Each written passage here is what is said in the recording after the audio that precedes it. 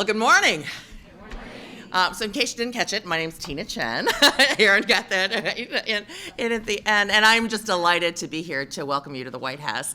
I want to start by thanking Jordan for opening us up. Jordan, I may be the executive director, but Jordan Brooks and Kalisha DeSuze in the back of the room are where all the work gets done in the building.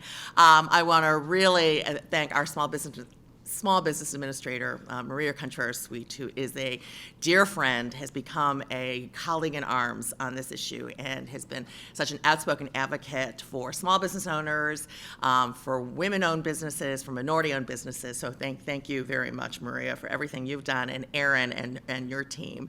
And to Jane Werwand at Dermalogica, and Natalie, I'm so delighted to have you guys here and to talk about your new partnership and agreement with SBA to sort of focus on vocational entrepreneurship. I first met you guys, it was a while back, and when you hear what Dermalogica is doing, you will be inspired as well. There's sort of what their business model is, what that means for the future of the untapped resource that we have around the country, not just women entrepreneurs, but women who don't even see themselves as entrepreneurs yet, and how we can give them the vocational training that gets them into that space. It's an exciting new way that we are going to expand the reach of women-owned businesses. We've already done a lot in this administration, and I want to take a moment just to reflect back on some of those accomplishments over the last 8 years. We know that today that women make up 29% of U.S. business owners, and it's on the rise. I'm particularly proud of the fact that between 2007 and 2012, that U.S. business ownership for women rose by 27.5%. We also know from the data that women-owned businesses increased their receipts by 35% during that time period. They now produce 1.6 trillion in sales. All right, let's just pause for a moment. 1.6 trillion in sales by women-owned businesses in the United States. We, since the day we walked into this building, almost 8 years ago, making good on the promise that had been 10 years in the making of increasing women's, small business women's share of federal contracting to the goal of 5%, was a big part of what we did. We needed to change the rule that had languished since the Clinton administration on making sure that women-owned businesses got a fair, level playing field when they competed for federal contracts. I'm really proud to say that work paid off, and that this last year we crossed that 5% threshold for women-owned businesses receiving federal contracts. 5% may be a low percentage number. It's a really big dollar amount given the amount of federal contracting that goes on. It was a huge achievement to reach that goal. And thank you, Maria, for your leadership on getting that done. It was terrific. Thank you.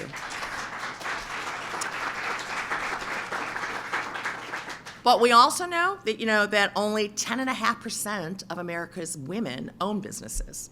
So this still remains a huge untapped resource. This is how we create jobs. We know that small businesses are the engines of job growth. And we know that the untapped resource of women entrepreneurship, their energy, their skills, their drive, their talent, is all just waiting there. And I am very, very proud of the foundation that we have laid in the Obama administration on this work. And you see the fruits of that work in this data and in these numbers. But it's more than just data, right? And some of you all in this room represent folks who are working with these women and are advocating for these women, and you are these women. And your stories as women who have been a single mom and have now grown a business, who now employs 30 people, small restaurateurs who are the people who are able to give paid leave to all their workers and still have a business that's profitable because their workers are as invested in that restaurant as the restaurant owner is. You're leading the way, and those stories are so important. So I want to encourage you to keep telling those stories, to keep telling and spreading the word about the promise of women-owned businesses and how they need to be supported and how they can grow, and how when you support them and you grow them, that the benefits accrue to everyone in the community, to everyone in our country. I will say to everyone in the world, because Women's Entrepreneurship, it's Global Entrepreneurship Week, and it's not just a promise that can be fulfilled here in the United States. It is a promise that will make progress happen around the world. And we have built a foundation that can continue. So I'm going to urge all of you, as we close out our administration, to stay strong on this, to keep advocating for it, to keep working with those women. The best example of a good idea is to make it work and make it succeed, and it can succeed inside of government and outside of government. So please continue to do that work. We stand with you to do that, and I also want to, in closing, just acknowledge all of you who have worked with the Council of Women and Girls for the last 8 years. This was an idea that was new when we started it. In March of 2009. It was could you just do something that had not a single office in the White House, but, folks spread all across the federal government. And I'm pretty proud to say that I think it did work. I think we had, I think we now have demonstrated that focusing on women and girls, whether you're the Department of Transportation or the Department of Defense, as well as Small Business Administration and Labor and Health and Human Services, that accrues benefits for everyone. And that we have changed the DNA of the federal government, as I used to say when we started this. That was our goal, was to change the DNA of the federal government so everyone always thought about women and girls in what they do, whether it's hiring and promotion, whether it's in the policies they do, whether it's in the grants that they give out. And I think that has fundamentally changed and isn't going back. So I am, once again, proud of that work, proud of our partnership with all of you. So I want to close by thanking you for the hard work you all have done with us the last 8 years, that work I know you're going to continue to do, and importantly, given the nature of today's conversation, the lives of individual women that you are changing today and that you will continue to change. So have a wonderful session this morning. Thank you very much for everything.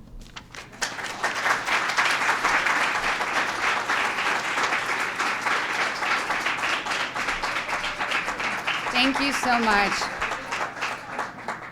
Thank you so much, Tina. And to continue this conversation, I want to invite Jane Morwan and Administrator Contreras-Sweet up. Jane is the founder of Dermalogica and one of those entrepreneurs who's been in the throes and really grown a company from bootstrapping it to making it such a national, an international sensation as it is today. And then our leader at the Small Business Administration, Administrator Contreras-Sweet, who really has had an entire focus on women since she's been in there. I think really understanding that women are the linchpin of society. They're the ones that are really going to help carry this economy forward. So with that, we're going to have a focused discussion on this very topic. All right, thank you, Erin. Thank you. How's everybody doing today? Monday morning and you're here. This is woman power. I love it. This is what women do now, is they organize on Monday morning. I'm delighted to welcome you also on behalf of the administration as a member of the President's Cabinet and his voice for small business at that table. It's very, just let me say when I say that, I can't see some of the women in the back. Could I just stand? Is there a way to do this? Do this? we make things work, don't we? But anyway, I wanted to say that, as I've traveled now the world representing President Obama, I have learned that just what he did, putting somebody on his cabinet to represent entrepreneurship, is not what you find across the world. So this is something very special just to begin with, just as a platform. So I'm proud that the president's decided to give an equal seat and equal importance. Oh, listen, we're gonna rig this thing. I like this. That's an entrepreneurial I like idea. this. There you go. There you go. So anyway, so the point is that I'm delighted to be here to welcome you, and that we do have at SBA so many. It's just a plethora of programs for women. And so I just want to spend 1 minute describing that. Let me just say that at the onset, first of all, as Tina Chen just said, the president not just put us on cabinet, but he also created this very special office that works with women across the country. And our goal at the SBA has been what I call a reframing of what SBA is. We call it smart, bold, and accessible. And what that means to us is that we are deploying every possible smart tool that exists to get more programs to you so that you can be successful. For example, so many women across the country told me that they could not get loans. They just couldn't get the access to capital. So we put up a tool we call LINC, L-I-N-C. I know we're not great at names, but the program works. And what it does is if you come to the SBA website and you click on that, we now ask you to complete a very short survey, and we route your answers to banks that do have an appetite for your credit profile. We're getting more women in that way than ever before. We launched a program because we want women to disrupt, to hack, to just totally transform what they do. I am waiting for a woman to come forward and create a new mammogram machine, for example. All right, you all know. Talk about pain points. So there's so much that we have yet to do. But my great lament when I took office was that I saw that 2/3 of venture capital is concentrated in only 25 zip codes across the country. And you know where those 25 zip codes are? They're in California, New York, and Massachusetts. So we know we have a lot of work to do. So at SBA, we also launched a program to make sure that women got more access to capital. So the BOLD is about bolder market making for women, to get more women to consider the federal government as a customer, to get women to think about the corporate supply chain, and to make moves into the international marketplace. So we worked very closely with the rest of the team at the White House, including Tina Chen, and we were able to get, for the first time in the history of the world, first time ever, we now have a chapter in the trade agreement, the TPP, the proposed TPP, whether it passes or not. I know that now that you know that there's a small business chapter in it, and the first article for women ever in the history of a trade agreement, we now know that that's going to become the floor on which you will stand. We know that from now on you will always make sure that there was that kind of inclusion in a trade agreement going forward, whether it's TTIP with the UK or elsewhere. So we're committed to that work. The accessible has been just to make sure that women are included in everything. Tina just pointed out, when I arrived, I heard that this federal government, believe it or not, we had a 5% goal. We couldn't reach that goal. For 6 years, we had never reached the women's goal. And I'll tell you, Aaron and Bruce Purdy and Tamika and everybody at SBA just said, there's no way we're going to leave this town until we complete that goal. So we met with the Department of Defense. We generated a really tough and mean scorecard. I still remember a couple of cabinet members saying to me, wait a second, I saw that on your scorecard you're giving my department a C or a D. We're on the same team. Let's work together. Come on, administrator. And I said, yes, we're on the same team. Let's work together. So get your numbers up. And we did. And I have to tell you that I was so proud to be able to give the president at the next cabinet meeting a successful completion. Not only did we meet our 23% goal, we exceeded it. We got to 25.75, and every percentage point means billions of dollars. The federal government's the largest procurer in the world, and as I said, we finally reached the women's goal. So all of this is great success for you. We could not have done it without you. It is your work. It is because of your evangelism. You are the disciples of change, and we want you to keep going and doing this work. So again, on behalf of President Obama, thank you for being here. Let's celebrate the globalness of women and the things that we're doing around the world. I convened the first ever global ministerial to talk about these issues and to try to get more countries to lift entrepreneurship and to put it at their cabinet. We were just sharing with Jane that we just came back from the UK, and it was just wonderful to see that they're now taking a look at it. We're able to go into 10 Downing and talk to the new post-Brexit administration, and they're taking a very hard look at it. We're able, and now we're going to Ireland Thursday, so we're continuing to do the work until the very last day. We will continue to lift women. Let me then just say what a delight it is to have so many of you. We all have a similar story. We all believe in entrepreneurship. But when I heard the comments, I don't want you to think about growing small businesses. I want you to think about growing big businesses. We want to get you started, and then we want to take you to scale. And it has been my great joy to see so many women around the world, and particularly in the U.S. now, scaling. And so here we have one great example. And this is what's so exciting, is that we have Jane in the house. So I'm going to drop this. I'm going to back down and let her stand up and just tell her story. I'm going to ask her to stand up because we have very similar stories, Jane. I know. We'll just do this standing up. Yeah. Do you want to do that? Yeah, totally. Okay. So I have to tell you that we have a story in common, first of all. We're Yeah. both immigrants. Yeah. You know, I came in from Mexico at the age of 5, didn't know a word of English, and it was through entrepreneurship. It was my mother couldn't get a corporate or a government job, So she worked in a small business, a family-owned company, and I've done the same. And now I've created 3 different businesses. And you have a similar story. Sure. What's your story? It's amazing when we first met, the administrator and I, we shared our story. We were like, okay, snap. Okay, well, that's the same. I know that you're one of 6. I'm one of 4. I'm an immigrant from the UK and came here in 1983. And I came knowing English, so that was a big win to start with. The second win was I had a suitcase with me, and in that suitcase was my diploma from beauty school. And that was my ticket, like Willy Wonka's golden ticket in the chocolate bar. That was my ticket when I came to the States, that I was going to be able to work. I was going to be able to get a job. I knew I was going to be able to provide a service, and that I would be okay. I came with my boyfriend, who then became my husband. He's here in the room with me today, Raymond, with our 2 daughters. Stand up. Where's Raymond? He's right there. Oh, very nice. With our 2 daughters, and we arrived blissfully unaware. There was a 10.4% unemployment rate in the state of California then, 1983. So we set about deciding what we were going to do, and we were going to be entrepreneurs, and we were going to start our own business.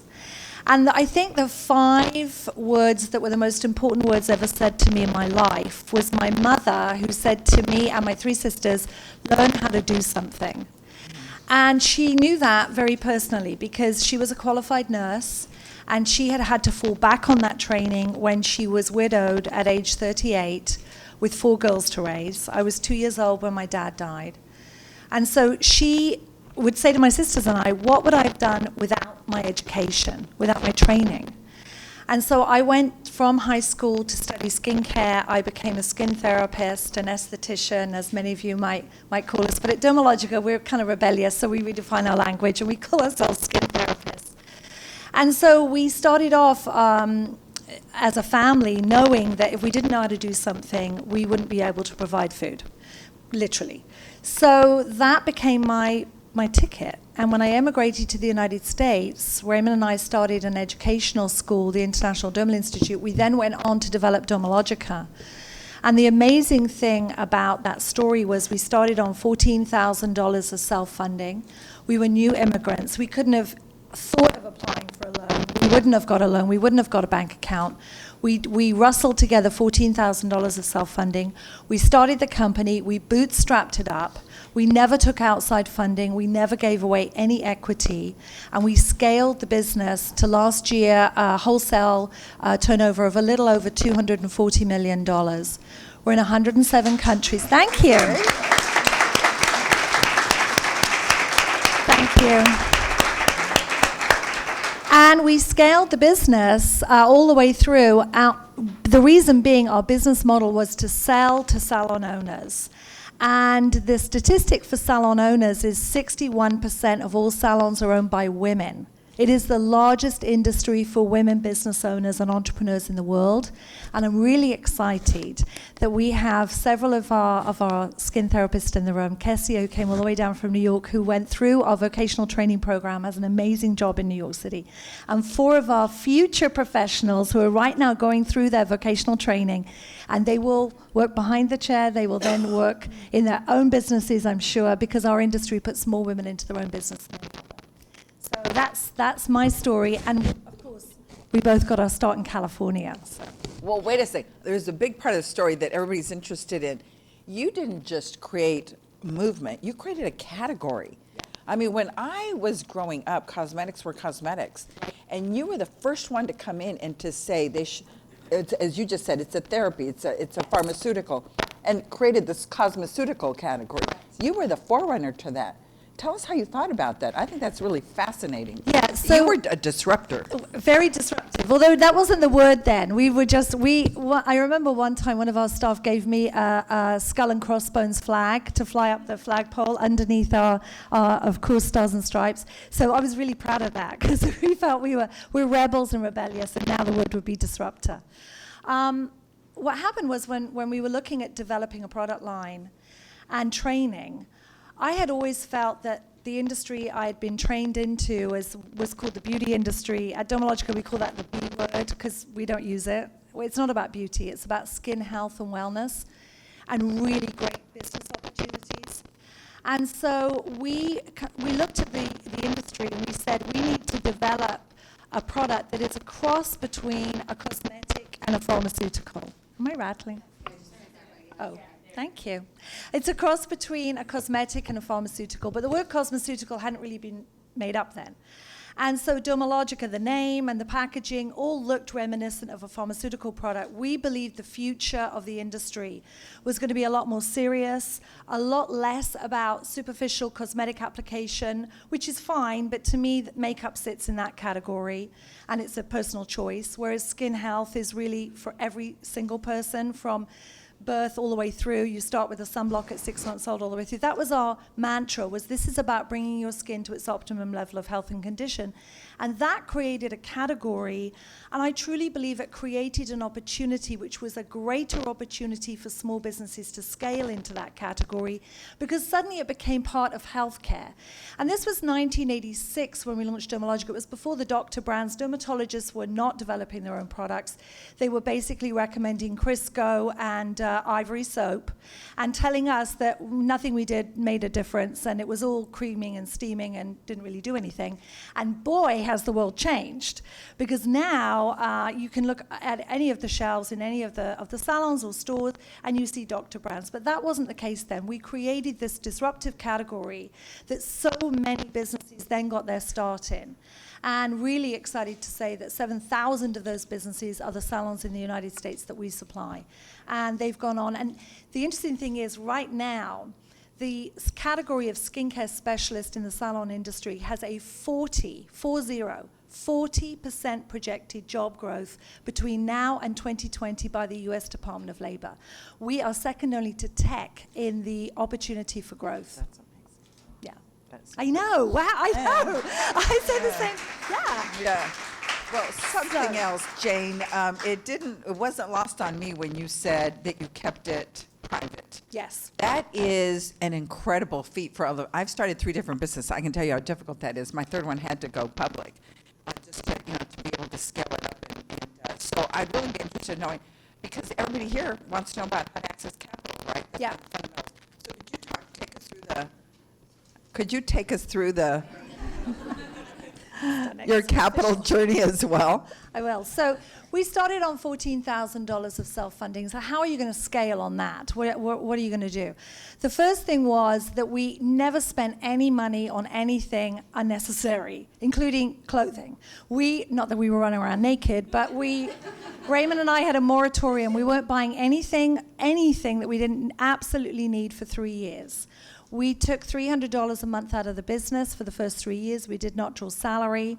Raymond kept a job as a sales rep for a skincare equipment company. We lived on his salary, which was a very low base. I think it was $1,000 a month. We had a 1-bedroom apartment in Marina del Rey. We had our sales manager who had emigrated here to join us, that we'd worked with before, slept on our floor on a futon for a year and a half. We were frugal. A big night out was, macaroni cheese that I made at home. And box wine, which, was never a bad idea. So we scaled because we focused on only spending what we needed to, and we focused on small businesses that everyone was ignoring. The Harvard Business Review in 2003 wrote an article on us, and I don't like the title, but it was the cover page. It was called Bottom Feeders. I know, right? Kind of rude. But the context of it was interesting. What they said was that we had seen an opportunity in very small businesses that had pretty bad credit that nobody wanted to supply product to because they wouldn't be able to offer them credit and terms. Well, the salon professional industry is a COD business. It always was, and it still is. So we shipped everything UPS COD, and we were paid. Our cash flow was positive immediately. We supplied small businesses, often single owner operator, that could not get credit, and they were happy to pay COD, and everyone else was ignoring them. Everyone else was saying they're not big enough to really bother about, they're only going to order a few $1,000s a year. Raymond and I said, we need to go shallow, like small businesses, and wide. shallow and wide. Everyone else was going an inch wide and a mile deep. They were looking for the big companies. And when I hear people say, I really want to get into Whole Foods, or I really want to get into, Bloomingdale's, right? We avoided every single business that would require terms. Our sales force would say, we've got a huge order for $25,000 from a big spa in Las Vegas. And Ray and I would say, no. And they used to say we were the sales prevention team.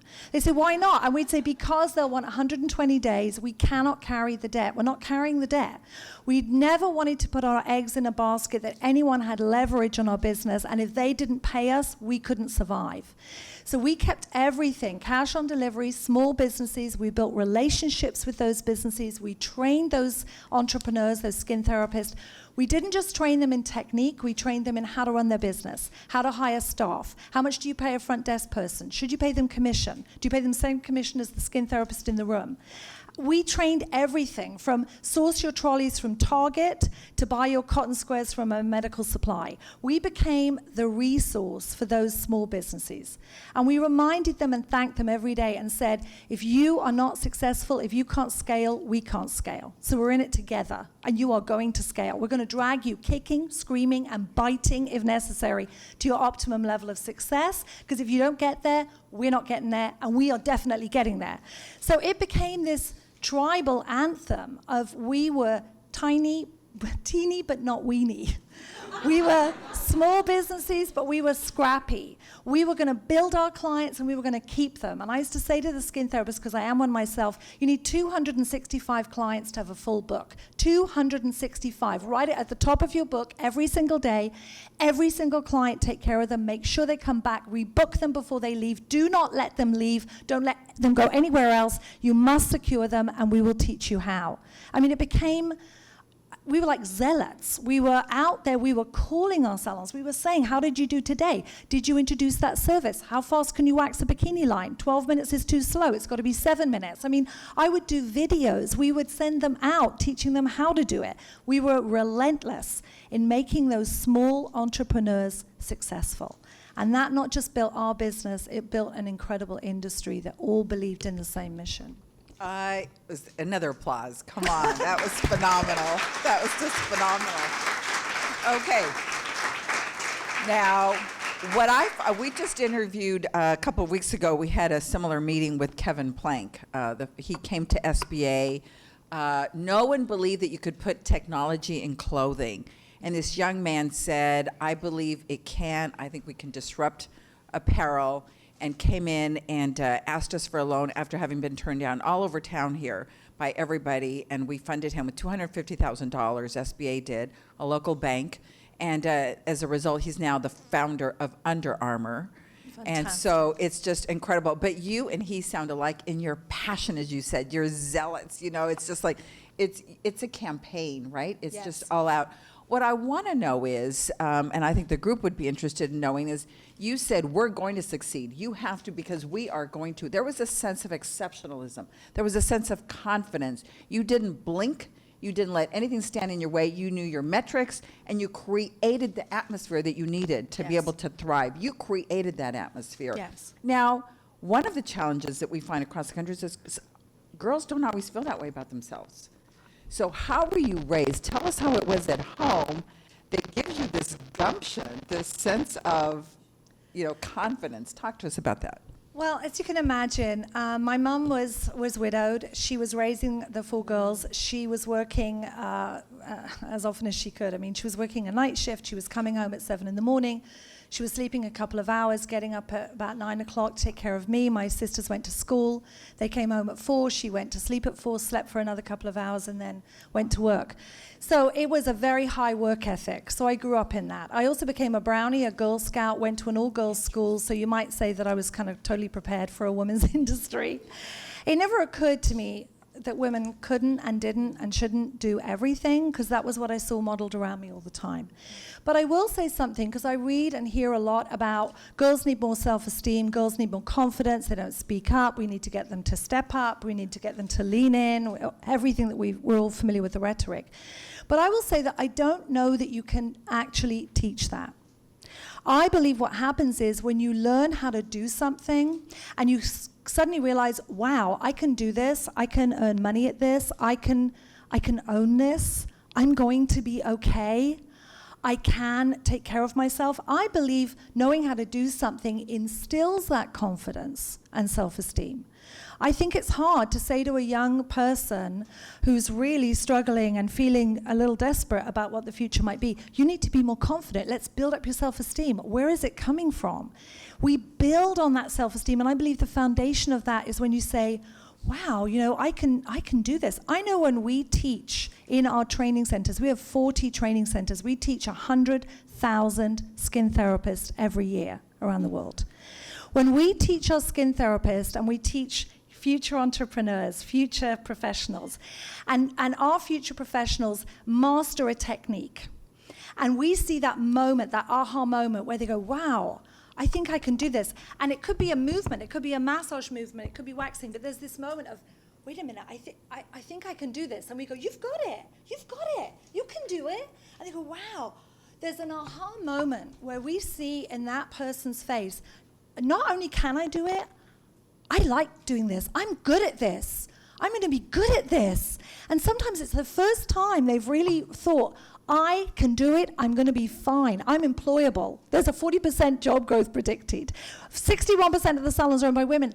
This could be my shot. That is when the light bulb goes off. And once that happens, that person is unstoppable.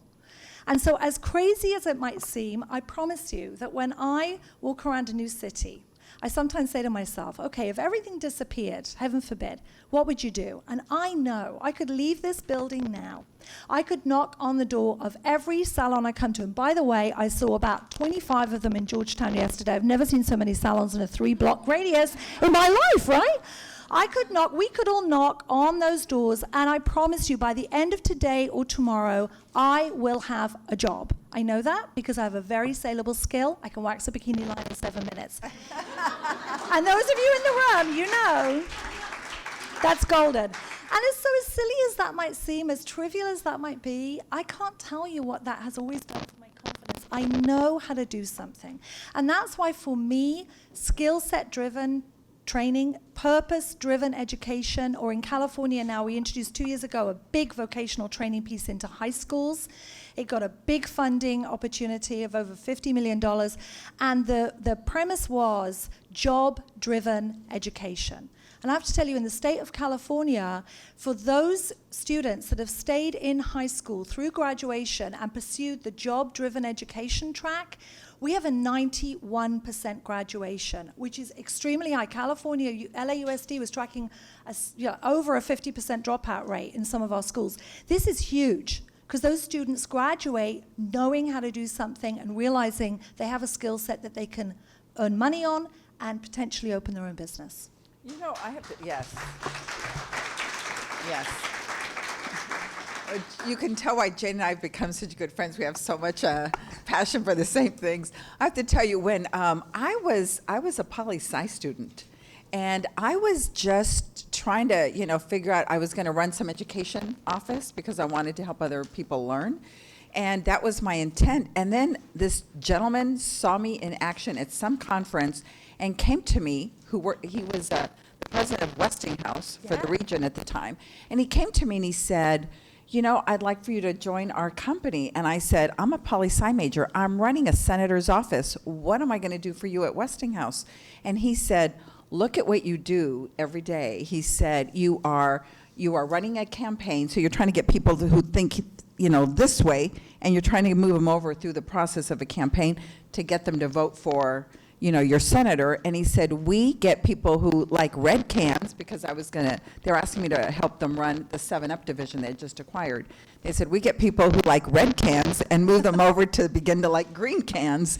And he took me through the process. He says skills are transferable. Yes. And that was so powerful to me. And so what you're talking about, education, that I thought, gee, I'm a poli-sci major, I'm working in a senator's office, this is what I do. And he just helped me think about it. And I went home that night and thought, what are my innate skills? And how do they break down? And how are they applicable in so many other ways? And so that for me was my aha moment. Yes. And then I went into the private sector and learned, ISO certification, ideation, Kanban inventory, all the processes and the metrics, and then left with all those skills to start my 3 different businesses. Okay. The last one, of course, being a community bank. But I found that, as you say, now I have such confidence Yeah. about, it's sort of like I'm so comfortable with my core skills that you can put me in anywhere and I feel I'm going to rise to the Yeah. top. Do you You'll know? navigate your way through. You will navigate. And I think that for each of us, it has given me a sense of freedom. So when I worked at Westinghouse, as an example, once I figured that out, I thought, I don't really need this job. So I'm here to contribute to them because I'm so comfortable with what I can contribute. And that gave me more confidence, a little bit more ability to take risks and move the ball forward for the company.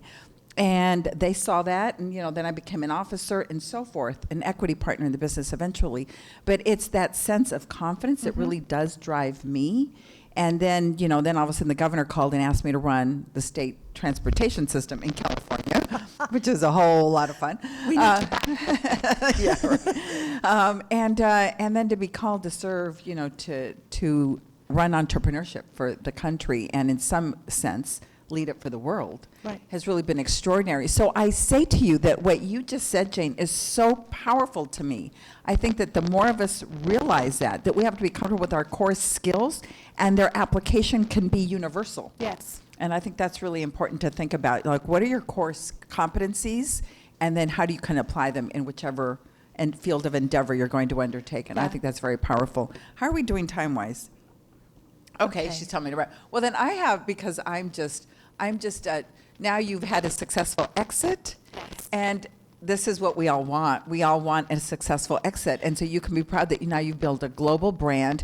But what I love most about every interview that I get to do around these, whether it was Qualcomm in San Diego, another gentleman who came to SBIR and now has built a global company, what I find is that they're committed to impact. It's not just about profit and branding, it's about having a positive impact and change on the world in a very positive way. You're now creating this great program called FITE.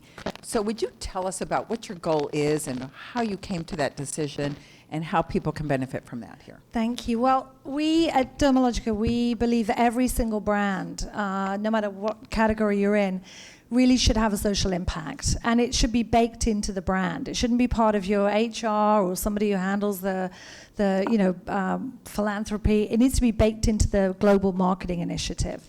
And so in 2010, we determined that our best social impact was going to be women entrepreneurs. That was my story. It was the story of our industry. 98% of all skin therapists are women. So this is an industry dominated by women. It's a social and economic powerhouse for women. So we set about creating a social impact called FITE. We call it FIGHT. It stands for Financial Independence Through Entrepreneurship. We made a commitment in 2010 to partner with Kiva, who is the largest online funding opportunity, to put 25,000 women into their own business in a 2-year period. We hit the 25,000 number in 18 months, and so far we've funded over 80,000 women around the world. So, thank you.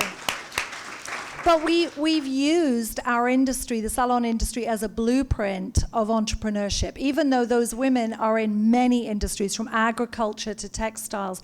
And now we've become very strong in thought leadership. We focus on education, and we're right now, the first part of 2017, we're launching a brand new, what we're calling a Global Entrepreneurship Accelerator. We've partnered with Operation Hope, and they are writing a financial literacy piece of us. We're going to be working with the SBA to put in a lot of the amazing content and information that we have on our website at the SBA. And we're going to be writing from our perspective how you build and run a successful salon. We're putting all of that education that we've been in education for over 30 years, putting everything online. We're going to make it free and available to every entrepreneur in the salon industry, regardless. It has nothing to do with product. This this has everything to do with their business. We're going to link our entrepreneurs up so that they have mentoring and they have sharing opportunities, because we know that it's important as a startup entrepreneur to have a campfire to come to and to be able to share your stories and learn from each other. And we're very excited that that's going to go live the first part of next year, completely free to every salon entrepreneur. And we're going to put all of our effort and energy as the #1 skincare brand in getting that message out and making sure that information and all the links get in the hands of every entrepreneur that we can possibly track down and drag into the circle and make them successful. And I have to tell you, right now, standing here, this opening of Global Entrepreneurs Week, and especially in light of every recent event, we are even more determined to make that mark for women entrepreneurs. Because without our women entrepreneurs, we will not have a successful future economy. We need them. It's the game changer. Wow.